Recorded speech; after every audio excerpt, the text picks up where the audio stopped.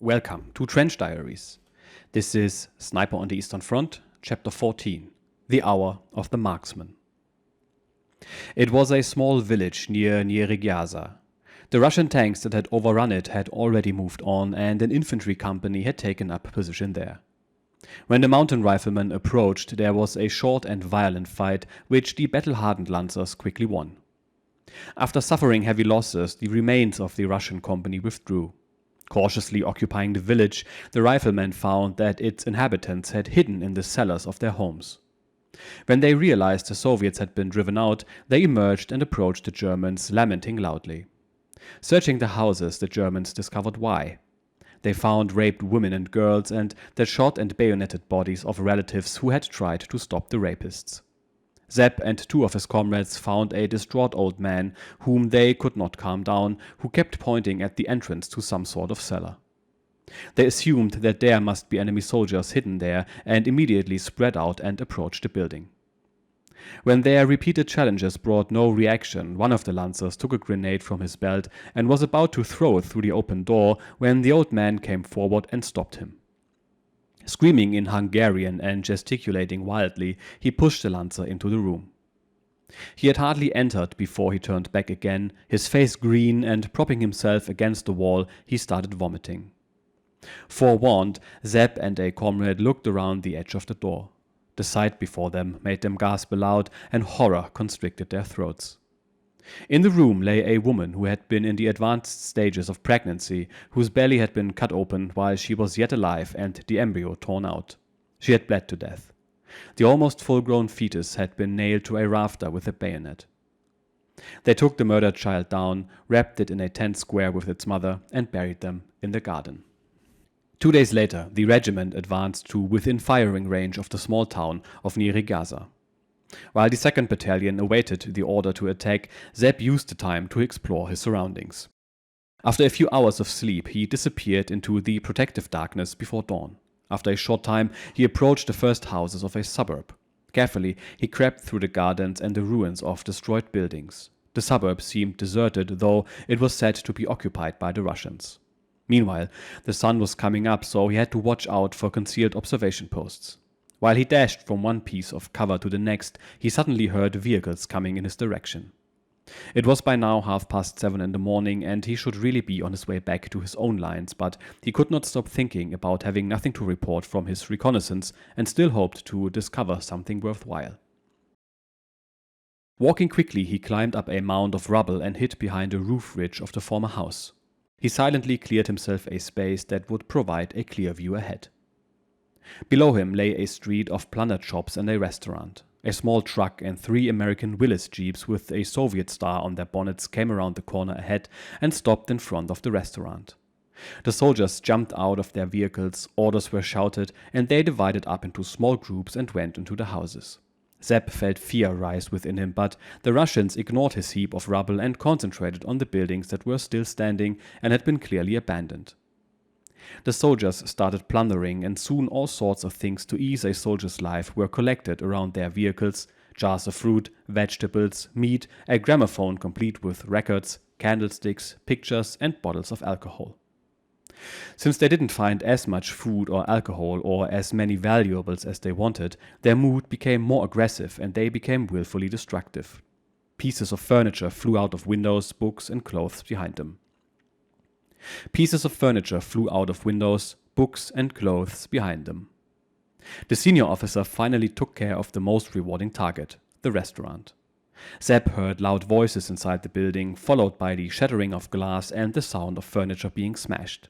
Suddenly, there came the sound of a machine pistol volley, and loud orders and anxious screams approached the open door. The soldiers had found the landlord and his wife in their hiding place and now pushed and kicked them into the street. Sepp estimated the landlord to be in his late 50s, his wife 20 years younger. Their curiosity aroused by the gunfire, the other Russians returned to the vehicles. Sepp counted 23 of them. They were arguing loudly about something. Obviously, it was the woman. Suddenly, the landlord, foreseeing what was about to happen, sent for the nearest soldier, but he was knocked down by the blow of a rifle butt in his back. 2 soldiers then dragged him off and tied him to a street lamp by his arms and neck. In the meantime, other soldiers had laid the screaming woman across the bonnet of the first jeep. One held her arms, while 2 others spread her legs. The officer, a first lieutenant, took precedence. He pulled a knife from his boots and, making several crude remarks that prompted the other Soviets to laugh cruelly, he cut and tore off her underwear. Then he dropped his trousers and, accompanied by the yells of his comrades, he penetrated her with hectic thrusts of his pelvis. From his hiding place just 30 meters away, Sepp looked on in a strange mixture of excitement and disgust. But his feeling quickly turned to utter loathing and helpless rage at what followed. In order of rank, every single Russian proceeded to rape the helpless woman one after another as she lay motionless across the jeep until, milky and cloudy, their sperm ran down her legs and dripped from the mudguards. Her tied-up husband, damned to watch helplessly, remained silent, but the look in his eyes turned diabolic, bestial. It took almost an hour for the 23 of them to finish, and Sepp was unable to do anything. He was too close and would never have been able to move or get away without being seen. Glancing at his watch, it suddenly came to him. The division was due to attack at 0900 and it was already 10 minutes past 9. That meant his comrades were already heading for their objective. He just had to wait until they got closer and then he would be able to rejoin them as they passed and avoid the risk of being shot at by his own troops. Luckily, the softening up artillery barrage was falling in another part of the town. Amazingly, the Russians were not particularly perturbed by the distant gunfire. Almost calmly, they packed their booty aboard their vehicles while the abused woman was still lying unconscious on the bonnet. But what came next curdled Sepp's blood. Some of the Soviets were standing around the woman arguing again, then 2 of them grabbed her legs and spread them while a third pulled a flare pistol from his holster, put a cartridge in it and rammed the barrel between her legs. With a moan she came to for a moment just before he pulled the trigger. Hissing, the red flare shot into her body and started to glow. Sepp had never before in his life heard such a scream as liquid, red glowing lava poured from between her legs. Insane in pain, she rolled from the bonnet and writhed, screaming and trembling on the ground. It took her several terrible minutes to die. Sepp was paralyzed in horror, but the Russian soldiers seemed to enjoy the spectacle. At this moment, Sepp saw the first of his comrades creeping through the ruins about 200 meters away. If he shot at the Russians now, he thought, he could possibly hold out until the rest of the battalion came up. Seconds later, the first of his lethal bullets fell among the murderous Soviets. But they were experienced soldiers. By the time Sepp had brought down 2 of them, the rest had thrown themselves into cover and started to return fire with disturbing accuracy. He had to press down into the rubble to avoid being hit by the hail of bullets. But he had achieved his aim. His comrades advanced rapidly towards the source of the fire, and a few minutes later a violent firefight broke out all around him. Miraculously, the Hungarian tied up to the lamppost survived the hail of bullets unhurt. When the rifleman freed him, he stared at his dead wife and the fallen Russians with a manning expression on his face. He did not seem to perceive his surroundings and stood rooted to the spot with his arms hanging limply. Finally, his eyes settled on one of the Russians who had only been wounded. With an apocalyptic scream, the Hungarian's paralysis left him. He rushed into the restaurant and seconds later emerged with a meat cleaver in his hands and hacked at the rapist's twitching and writhing body in a never-ending rage. Blood sprayed over him, but he didn't stop until he had cut the Russian's body into pieces. After that, he dropped his weapon and ran to his wife's corpse, falling on his knees and hugging her to his breast. Without a word, but convulsed by crying fits, he rocked back and forth. None of the riflemen dared to approach him.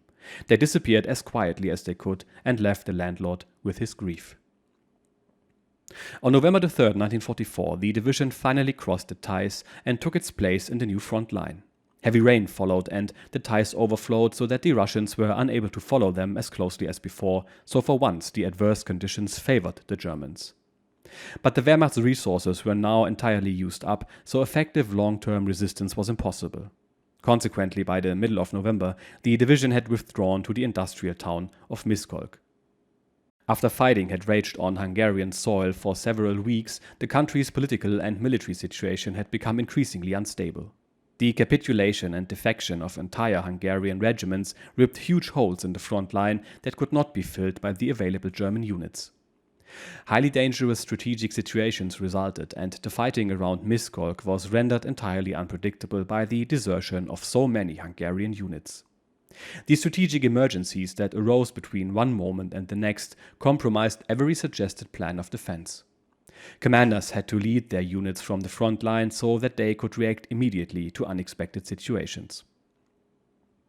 With disastrous weather, temperatures fluctuating between -10 degrees and 0 degrees centigrade, and continuous rain and snow, the riflemen were soaked and frozen. It didn't help that their positions around Miskolc consisted of a swampy morass full of water. 7 Russian divisions and a mechanized corps pressed against the 3rd Gebirgsjäger Division, which could not resist their assault under the given circumstances. It therefore withdrew into the town and entrenched itself amongst the houses. From these relatively secure positions, it managed to repel the Russian attacks, but to the left and right of the town, they broke through. Despite the catastrophe of Stalingrad, Army High Command still held to Hitler's instructions that so-called fortress cities must be held at all costs, but since the Wehrmacht was no longer capable of strengthening or re-provisioning such fortresses, the order to hold such a position always meant the destruction of the unit involved. The fear of receiving a fortress order hung over unit commanders like a sword of Damocles.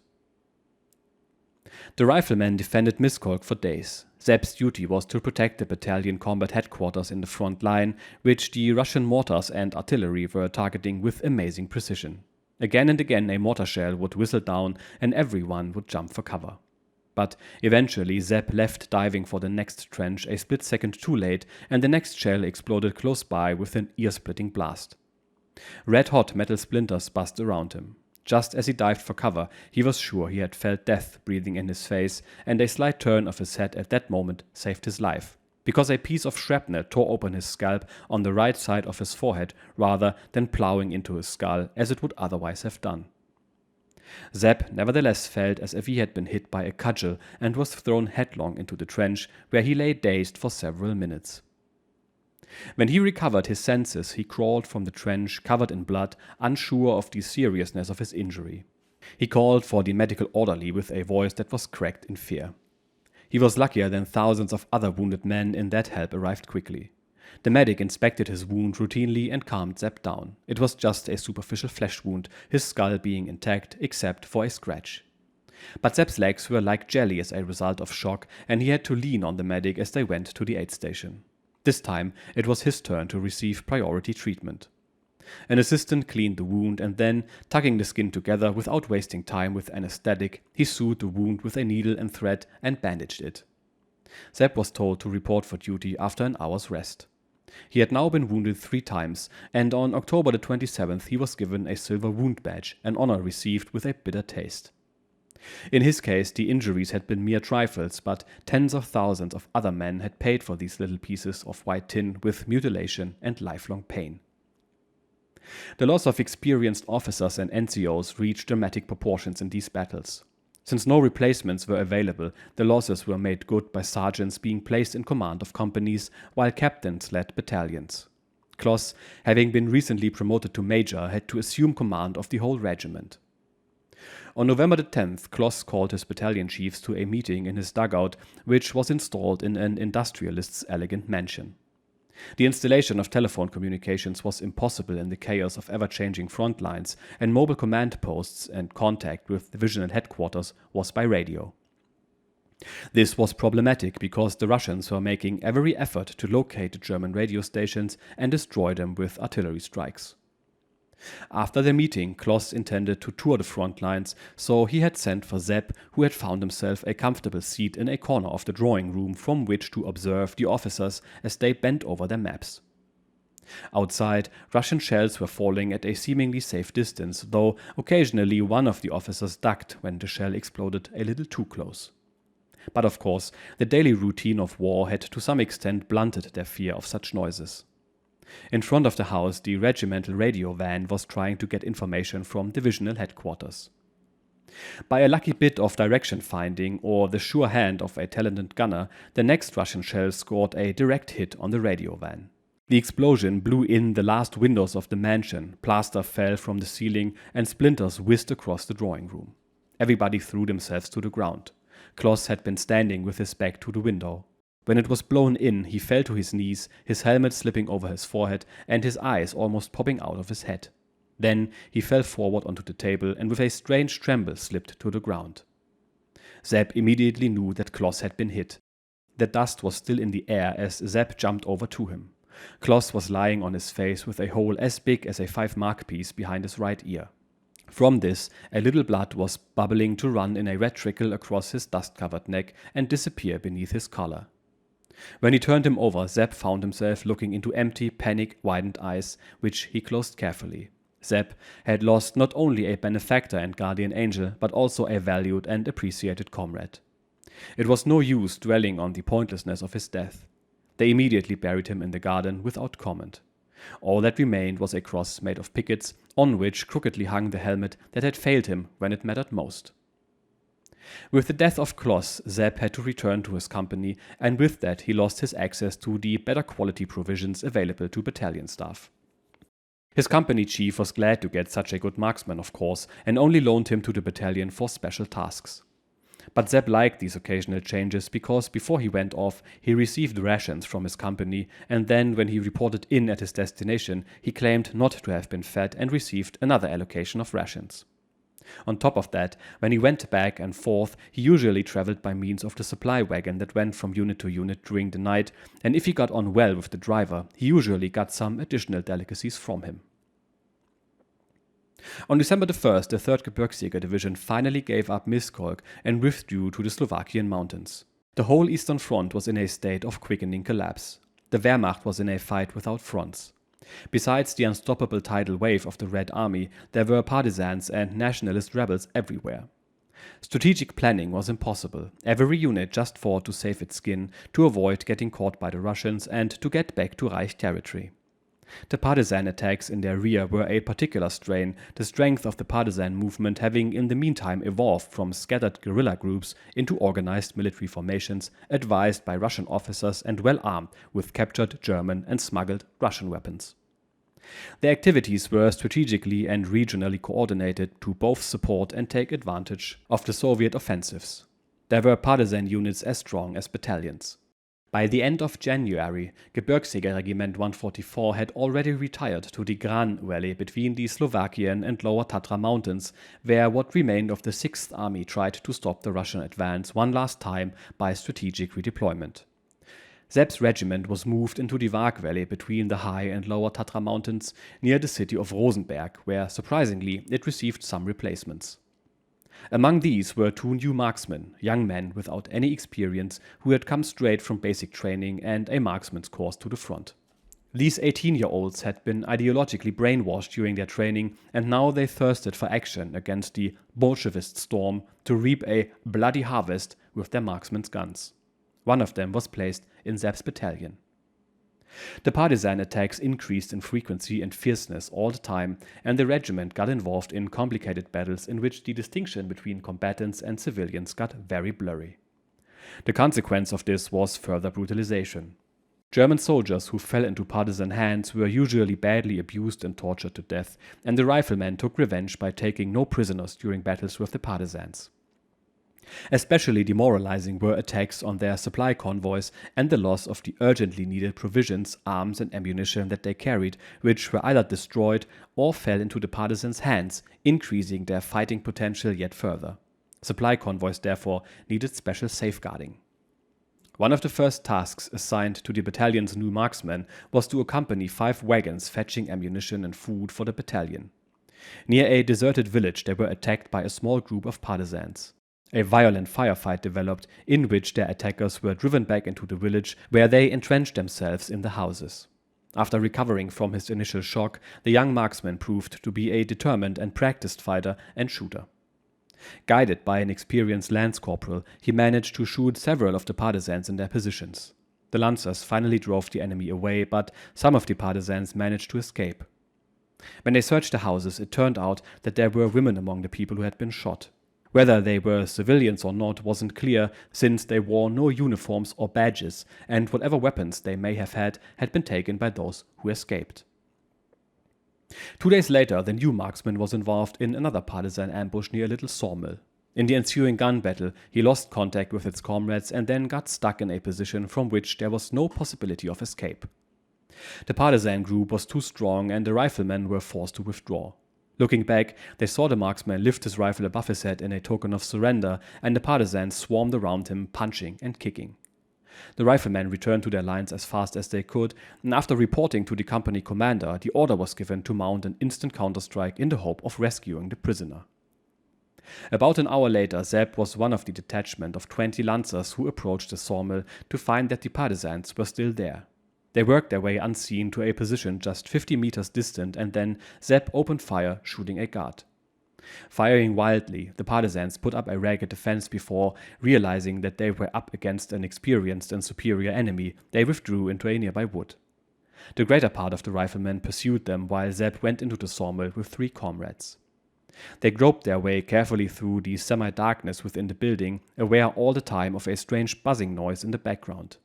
When one of the riflemen finally reached the saw room, he returned after a minute or two with a white face. He was unable to speak and just kept stuttering, "Da, da, da," pointing back the way he had come. With weapons at the ready, Sepp and his other 2 comrades edged forward into the twilight and realized that the buzzing noise was a spinning saw blade. As their eyes slowly adjusted to the gloom, a picture of horror gradually appeared before them, sufficient to send a shudder down the back of even the most experienced soldier. On the saw table lay the lifeless torso of the young marksman. In his belly, the saw blade was still turning and had reached up to his navel. Beside the table were his arms and legs, cut into pieces. To prevent him from dying too quickly by bleeding to death, the partisans had tied ligatures around his limbs before cutting them off. The saw itself was spattered with blood and bits of tissue. Gripped with wild rage at this act of utter savagery, the 3 of them stormed out of the building to help their comrades, only to find that the fight was already won. Only one of the partisans had survived, and he was now about 350 meters away, running across an empty field towards the shelter of another wood. Sepp knelt down, sat up on the calf of his right leg, rested his left elbow on his upright left knee, wrapped the sling of his weapon around his shoulder, and aimed. He took 2, then 3 deep breaths, concentrated, and fired. A fraction of a second passed, and then the fleeing partisan threw up his arms and fell forward. While a brave rifleman went back to fetch the young marksman's identity tags, Sepp went to make sure that his enemy was really dead. With satisfaction, he discovered that he had hit him right between the shoulder blades. There was no time to bury their tortured comrade. To be honest, nobody had the stomach to gather all the bits together. Everybody wanted to get away from the place as quickly as possible. When their captain came to write the obligatory letter to the dead man's family, he reported that he had died in action instantly from a shot through the chest. The real face of war is indescribable. The division continued its retreat and crossed the border into Poland, taking up positions outside Bielitz, near Auschwitz. The Russian pressure slackened temporarily at this point, since the focus of their offensive was further south. The riflemen were nevertheless hit by daily nuisance attacks. The main fighting line held by Sepp's company was on the edge of a village. The school and the teacher's house with its stable were directly in the front line. The Russian lines were about 500 meters away, the perfect field of fire for a marksman. All Sepp had to do was find a good position. The loft of the teacher's house seemed ideal, so he removed the tiles in several places to make the hole he would actually shoot through less easily identifiable. While he prepared his position, he felt sure he could hear a child crying. The noise seemed to be coming from downstairs. He left his rifle and carefully went back down in the direction of the noise with his .08 pistol in his hand. He searched through the ground floor without finding anything, but as he stood undecided in the kitchen, muffled voices came up through the floor. Discovering a hatch in the floor made of planks, he quietly left the kitchen and fetched 2 comrades. Once they were ready with their guns in firing position, Sepp stamped his foot on the hatch and called, "Come out with raised hands!" In broken German, a voice replied, "Don't shoot, here only woman and child." The hatch opened and a woman of about 40 came out, followed by another with a child in her arms. It turned out that it was the teacher with her mother and a child. Even though the riflemen described the danger of their situation to the women, they refused to leave their house as long as the German soldiers were there, the reason being that there was a cow in the stable that they needed in order to feed the child. When they went to look at the animal, they found that it had been hurt in its abdominal wall by a grenade fragment. Its intestines were bulging as big as a medicine ball as a result of the wound becoming infected. The poor creature stood in its stall listlessly. If the pain grew too great, it let out a moo that sounded like a wheezing cry for help. It would have been better to release the animal from its suffering, but it had to be kept alive for as long as possible to provide milk. So the Lancers and civilians tried to make the best of the situation. The soldiers cared for the cow, and in exchange the women cooked and cared for the men. Stable and house were connected by a trench, and they blasted a small hole in the cellar wall to reach the trench unseen. During the day, Sepp sat in the attic shooting at enemy lines, his ears blocked with wax to protect them from the bang of his rifle, which was amplified to a deafening volume by the enclosed space. But as expected, it didn't take long for the Soviets to localize the enemy marksman's probable hiding place. Since a sniper of their own was unlikely to be able to make out Sepp's exact position across so great a distance, the Soviets decided to solve the problem with something bigger. On the morning of the third day, a lorry drove up alongside a barn in the Russian front line and unlimbered an anti-tank gun. While 3 soldiers maneuvered the little gun into position, others unloaded ammunition from the lorry and piled it up behind the barn. It was a calm and dry day, ideal conditions for distance shots. Sepp had built a good support and a firm seat behind it. He took the first Soviet gunner in his crosshairs and aimed above his head. The shot hit his stomach and he folded up like a penknife. Even before he hit the ground, Sepp had the next one in his sights. Another body hit. They had to be inexperienced soldiers because it took them so long to recognize their danger. Instead of taking cover, the third gunner decided to load one of his wounded comrades on his shoulder and try to get back to the barn, but fate overtook him even as he picked the wounded man up. Most of the others now became clever enough to stay under cover behind the house. It was more in hope than expectation that Sepp next tried to put a bullet through the 20-centimeter hole in the anti-tank gun's splinter shield to hit its aiming optic. He was not sure if he had hit it or not, but he did not see an impact on the shield. At that, the Russians who still remained at the front of the house became very active and all suddenly disappeared behind it. At the same time, the motor of the lorry started up and the vehicle disappeared the way it had come. The anti-tank gun stood abandoned, surrounded by 3 corpses. For the rest of the day, it was as if the Russian lines had been deserted. In the evening, a comrade reported that, according to an intercepted message, the operation with the anti-tank gun had been abandoned because the gun was damaged. After hearing this, Sepp was understandably rather proud of his shooting skills. But the Russians retaliated the next day when a Soviet marksman started shooting at everything that moved. His first victim was the older of the 2 women. When she left the trench shortly before it reached the stable, a bullet hit her in the breast. Without a sound, her knees gave way and she collapsed forward, dead. The explosive bullet had opened a fist-sized hole in her breast and torn her heart apart. It would have been suicide to try to recover her body during the day, but her daughter nevertheless had to be physically restrained from trying to reach her. Only the rifleman's desperate reminders that she had to stay alive to care for her child made her see sense. When night fell, however, they retrieved the body under cover of darkness and immediately buried her. For the next few days, everyone on both sides was careful not to expose themselves, and things went quiet. Even Sepp did not score any hits. The cow that was so important to the child finally collapsed and couldn't stand up anymore, so the cook released it from its sufferings by a shot from his .08 pistol and took its carcass to the field kitchen. A few days later, a reconnaissance team reported that the Russian 4th Ukrainian Army was preparing itself for the decisive battle. The 3rd Gebirgsjäger Division was put on alert because the Soviets were already sending out patrols and mounting company-strength surprise attacks in search of weak spots in the enemy's defenses. The Germans regrouped and the riflemen were ordered to new positions. The teacher and her child went with them to the next village when they marched off. On March 2, 1945, Sepp was sent for by battalion headquarters. This was nothing extraordinary in itself, since he always got new special missions this way, but this time he was awaited by a lieutenant from the regimental staff who welcomed him with a warm smile and held out his hand. "Congratulations, my dear Allerberger. It is an honor to me to award you the Führer's Marksman badge. You have been so successful that you are being given all 3 ranks at the same time. May I have your right forearm, please?"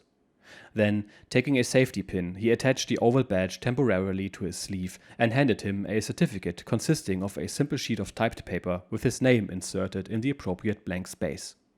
Some trivialities and good wishes were exchanged, and then the officer turned back to the battalion commander and Sepp was dismissed. Despite being proud to have received this award, Sepp realized that holding on to the certificate or the badge was very dangerous, so he immediately went to the post room and sent them home to his parents. The Wehrmacht Marksman's badge was one of the most exotic awards of World War II. Though it had been introduced by official decree at the end of 1944, it was awarded very seldom because hardly any marksman survived long enough to achieve the prescribed number of confirmed hits. The consequent small demand and manufacturing difficulties meant that few of the badges and certificates were produced. The destruction of others by their recipients is another reason why so few survive today. Often, they were not even available to be awarded to the troops. Many marksmen's badges had to be awarded using improvised certificates, as Sepp's was, sometimes without an actual badge which, it was promised, would be sent on later. But because the military situation was by now deteriorating daily, this did not happen. Meanwhile, the Nazi propaganda machine tirelessly promised all sorts of wonder weapons to the army. The wish was genuine, but its fulfillment was wanting. If new weapons came at all, they came in very small quantities. Encouragement for the soldiers to demonstrate their military virtues became demands for willing self-sacrifice. In this context, marksmen became particularly important to the holdout mentality of the propaganda writers. Their deeds were expounded in purple prose in the newspapers, and their hit scores were lauded. Demeaning words such as sniper and insidious didn't feature. Instead, the term marksman became a synonym for devoted and selfless soldiers, described in the papers by such terms as hunters, predators, and intrepid lone fighters. Of course, the propaganda machine needed pictures of its new heroes, and since the occasional snapshots taken by war reporters weren't enough, they arranged special photo sessions. Since the marksmen of the 3rd Gebirgsjäger Division had again and again achieved outstanding things, and 2 of them had been decorated with the gold marksman's badge, a news team was sent at the beginning of March to write a report about them and take some photographs. The pictures were taken on a sunny morning. The photographer instructed them to pose martially and pretend to be aiming their rifles. The enemy should reflect in the eye of the hunter. There was a funny incident while the pictures were taken. One of the marksmen, named Fritz König, had to pose with his rifle leant against a tree whilst he drank water from a clear mountain stream. The picture had just been taken, and König had just raised his head with water still dripping from his chin when a lancer walking past said with disgust, "Ugh, you drink that water? Even though 30 meters upstream there's a dead Ivan lying in it, rotting? Ugh, I feel sick just thinking about it." They thought at first that their comrade was just making a bad joke, but they couldn't stop thinking about it, so they went along the stream to check. And sure enough, after going about 30 meters, they discovered that there really was a Russian rotting in the water. It took just seconds for König to throw up. When they returned to the photographer, a Wehrmacht war artist was sketching a marksman who had one of the little ZF-41 sights on his K98K. On seeing this, Josef Roth remarked, "No point in painting that thing, you can't see anything through it anyway." The visit by the news team was also an opportunity for some memento pictures to be taken. For instance, a new marksman who had just returned from his training course wanted a photograph taken of himself with his idol Sepp Allerberger. The marksman's wishes were granted the next day, since the camera crew had a small photographic laboratory installed in their lorry. Sepp enclosed his own pictures in a letter to his parents the same day. A few days later, a German patrol brought in a Russian prisoner who told them about a company that was preparing to take a piece of unoccupied ground about 500 meters broad in 2nd Battalion's area. A group of 18 experienced riflemen was therefore sent to locate the position of the Soviets and secure the area until the regiment could plug the gap and remove its first aid station out of the path of danger. Sepp was assigned to cover this group. A soldier's chances of survival depended on a sixth sense about things that are about to happen. Sepp realized that his current assignment might turn out to be a suicide mission, so he went to the battalion weapons and equipment sergeant and swapped his K98K for the self-loading Model 43 that had been held back for him. He also took 4 additional magazines of B cartridges plus some more rounds in his pockets.